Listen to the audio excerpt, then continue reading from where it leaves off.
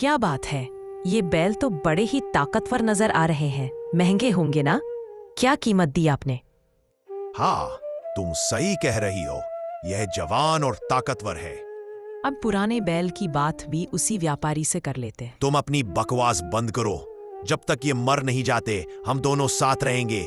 आगे से तुम इस बारे में कुछ नहीं कहोगी। ठीक है, लेकिन आपने सारे पैसे तो इन बैलों पर खर्च कर दिए। अब आप बीज कैसे लाएंगे? और बारिश नहीं हुई तो क्या करेंगे? भाग्यवान, तुम चिंता मत करो। मैं आज ही अपने गांव के से कैलाश दास से कुछ पैसे उधार ले लूंगा और उनसे बीज ले आऊंगा और थोड़े पैसे जमींदार को देकर खेत में पानी ले लूंगा। फिर अगले दिन मोहन सेठ कैलाश दास के यहाँ जाता है।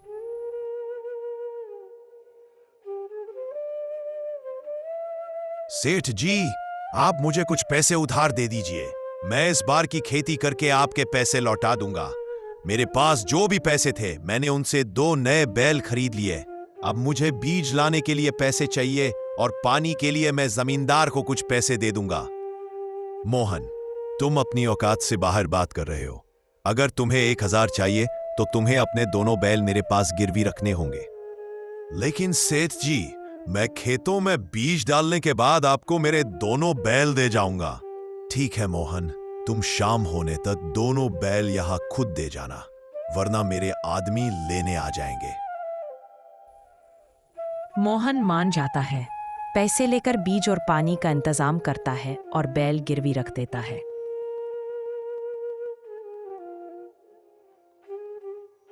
कुछ महीनों की मेहनत से फसल तैयार होती है। मैं कल ही फसल को काट कर बेच आऊंगा और मेरे दोनों बैलों को छुआ लूंगा। रमेश अपने घर चला जाता है।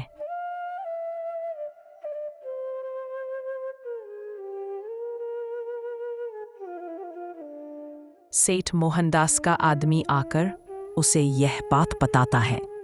सेठ जी, मोहन ने कल फसल काट ली तो वह आपके पैसे दे देगा और अपने बैल छुड़वा लेगा। मुझे ऐसा कुछ करना पड़ेगा जिससे मोहन मेरे पैसे नहीं चुका पाए और मैं उसके बैल हड़प लूं और साथ ही साथ उसकी जमीन भी हड़प लूं। सेठ जी, अगर अपन मोहन की फसल में आग लगा दें तो ना रहेगी बांस तो ना बजेगी बांसुरी। हाँ, तुम बिल्कुल सही कह रहे हो, लेकिन यह काम अपन को आज रात ही करना पड़ जाएगा। रात होती है। सेठ कैलाश दास और इसका आदमी रमेश के खेत में जाते हैं और फसल में आग लगा देते हैं। फिर वे भाग जाते हैं। अगले दिन सुबह होने पर जब मोहन अपने खेतों में पहुंचा तो वहां का नजारा देखकर मोहन के होश उड़ गए। हे भगवान, यह कैसे हो गया? अब मैं क्या करूंगा? मैंने कितनी मेहनत से अपनी यह फसल उगाई थी। मेरे सारे सपने अधूरे रह गए। सेठ कैलाश दास वहां आता है। क्या हुआ मोहन? तेरे खेतों में आग कैसे लग गई? पता नहीं सेठ जी, यह कैसे हुआ? लेकिन सेठ जी, अब मैं तो बर्बाद हो गया। मैंने आपसे जो भी कर्ज लिया था वो सारा पैसा मैंने अपनी खेती में लगा दिया था। सोचा था फसल बेचकर आपका सारा कर्ज चुका दूंगा और मेरे बैल वापस ले लूंगा। अब मेरे परिवार का क्या होगा? ओवन, वह सब मुझे नहीं पता। मुझे तो मेरे कर्ज की रकम चाहिए। अगर तुम नहीं दे पाओ तो तुम अपने बैलों को भूल जाना। सेठ कैलाश दास वहां से चला जाता है।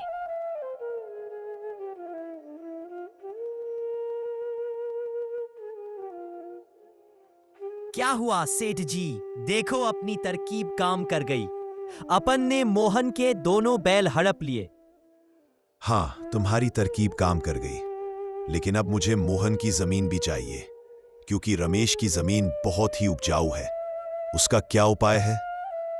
अरे सेठ जी, क्यों चिंता करते हो? जैसे अपन ने मोहन के खेतों में आग लगाई है, वैसे ही आज रात अपन उसके घर में भी आग लगा देते हैं। फिर उसी दिन की रात रमेश का परिवार सो रहा था। तभी सेठ कैलाश दास और उसका आदमी वहां आ जाते हैं और मोहन के घर में आग लगा देते हैं और वहां से भाग जाते हैं। पूरे गांव में हाहाकार मच जाता है। लोग रमेश के घर को जलते हुए देख रहे हैं। तभी अरुण के चिल्लाने की आवाज आती है। भीड़ में खड्डा अजय हिम्मत करके घर में जाता है। मोहन और गौरी तो आग में जल गए हैं, लेकिन अरुण जिंदा है। अजय ने अरुण को उठाकर बाहर ले आता है।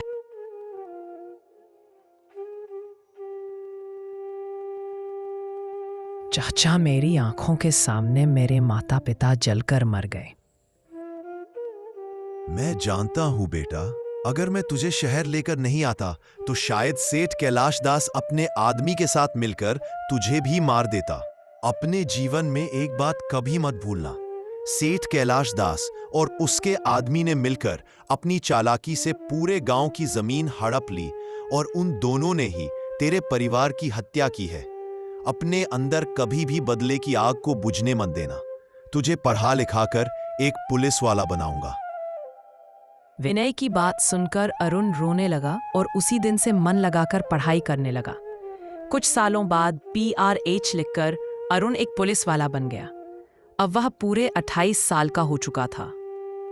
चाचा, आपने जो मेरे ऊपर उपकार किए हैं, मैं उसे कभी भूल नहीं पाऊंगा। मैं आज अपने गांव जा रहा हूं।